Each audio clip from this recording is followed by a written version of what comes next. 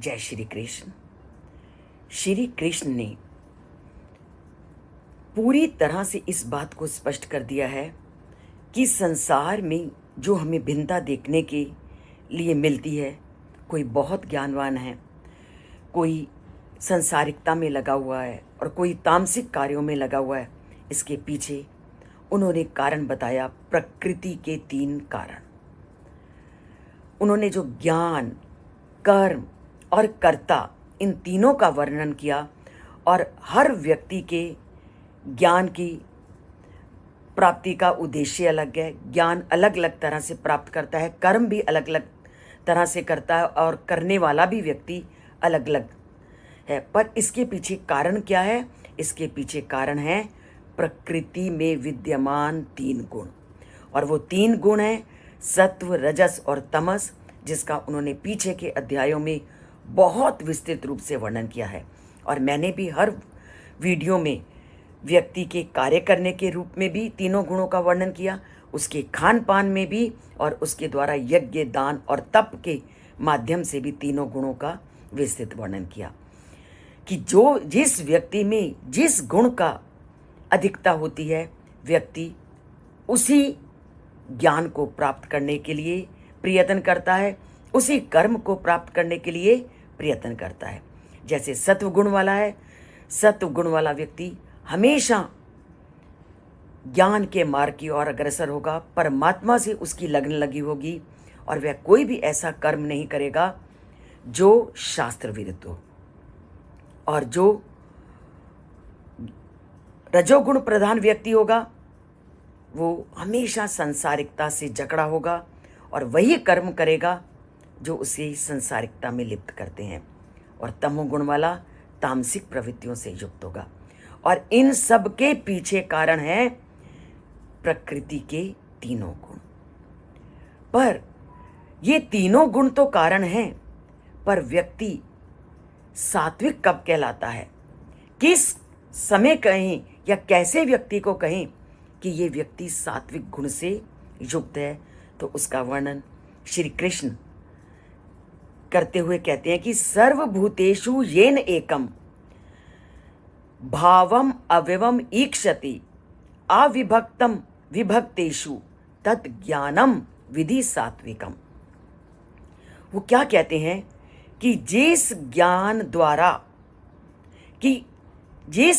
के द्वारा कोई नाना प्रकार के सभी जीवों में एक अविभाजित, अविनाशित सत्य को देखता है, अर्थात इस संसार में आपको जगह जगह पर विभिन्नता देखने को मिलती है।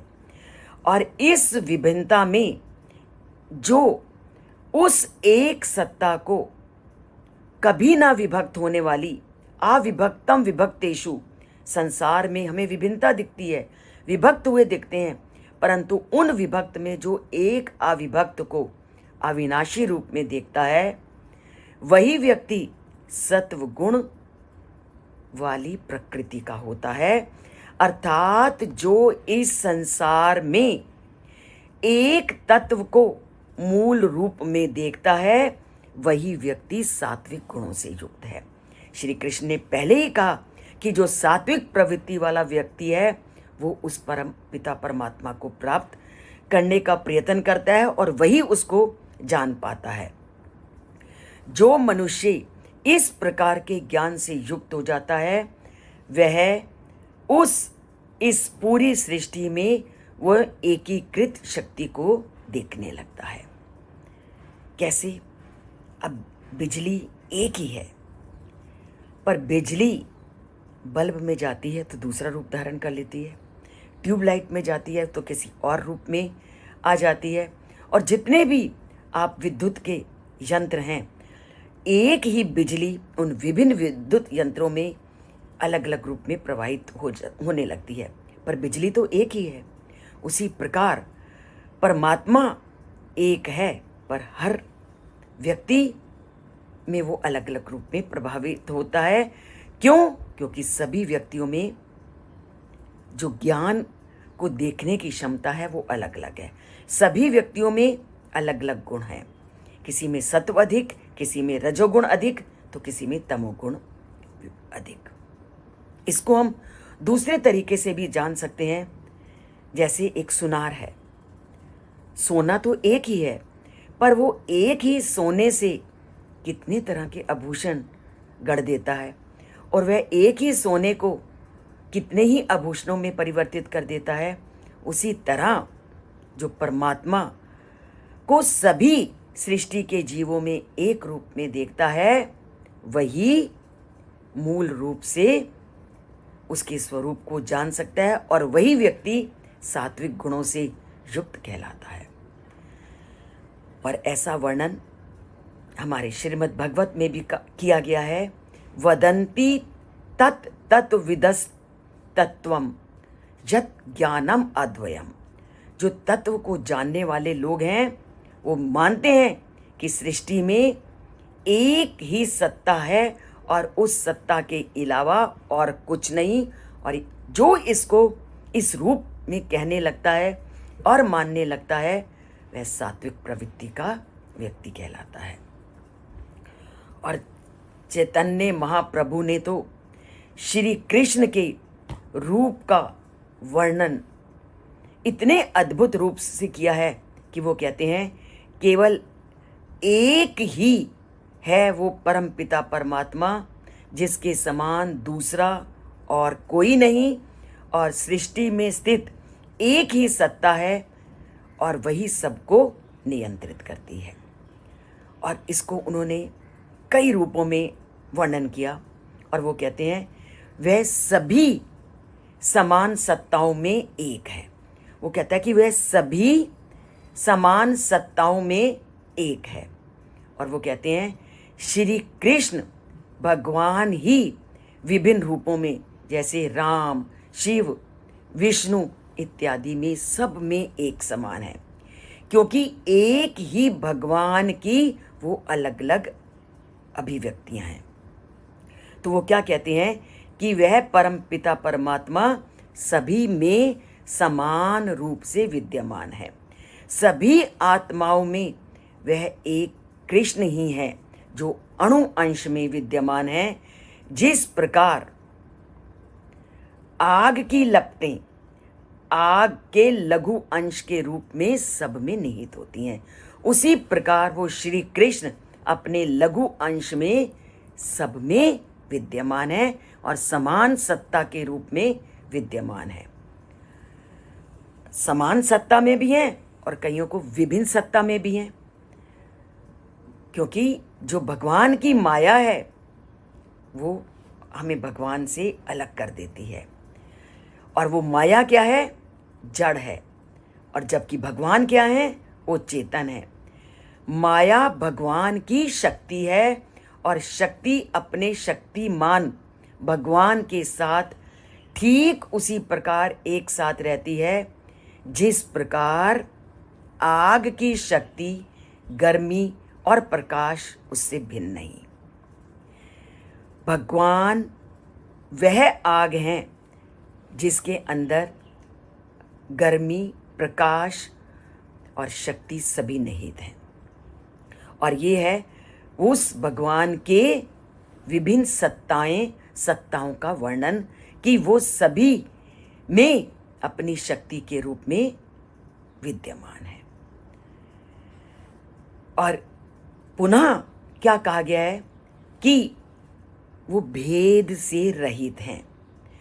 वह विभिन्न अंगों का उनसे पृथक नहीं किया जा सकता। इस सृष्टि में उस परमात्मा को अलग नहीं किया जा सकता।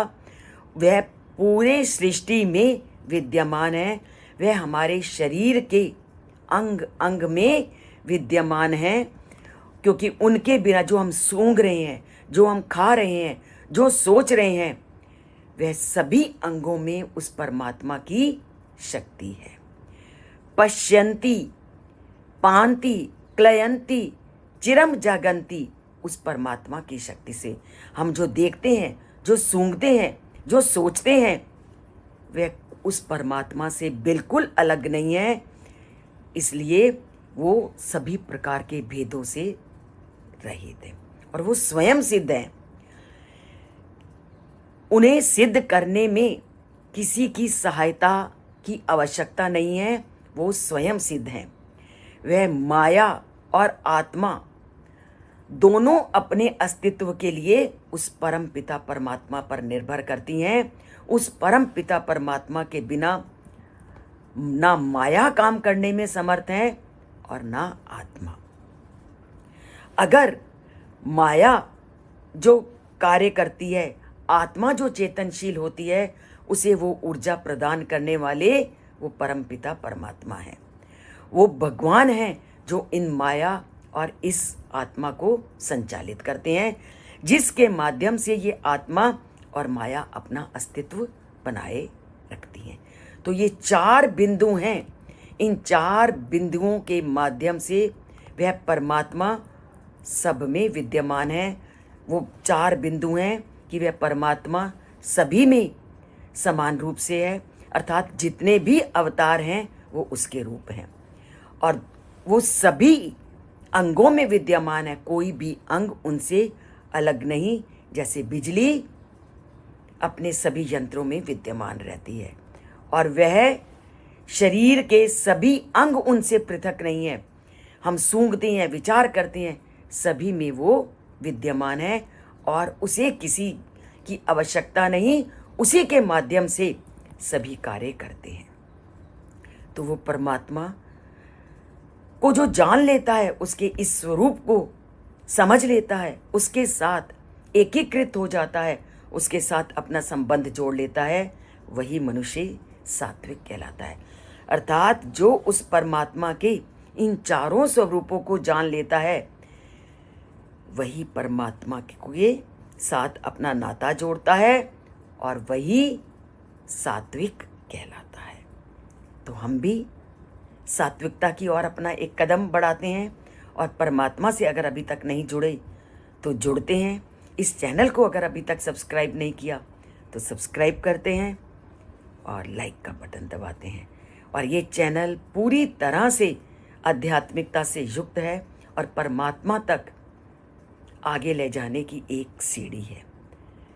तो इस सीढ़ी पर चढ़ते हैं और परमात्मा के साथ अपना नाता जोड़ते हैं और उसके साथ अपना संबंध स्थापित करते हैं। जय श्री कृष्ण और लाइक का बटन दबाना मत